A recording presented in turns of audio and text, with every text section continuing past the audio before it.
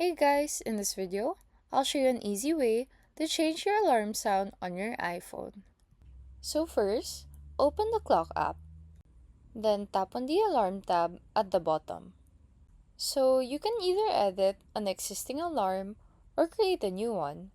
But in this video, let's create first a new alarm. Click on the plus sign on the top. Then the settings for adding a new alarm will show up. Make sure that you set a time for your alarm. Then once you're done, tap on sound. Then you can scroll and choose any alarm sound that you prefer. Once you've chosen a new alarm, just go back and press save. You have a new sound saved for your alarm. But if you want to change the sound on an existing alarm, just click on the alarm that you want to change your sound on, and the same menu will show up. And just repeat the same steps.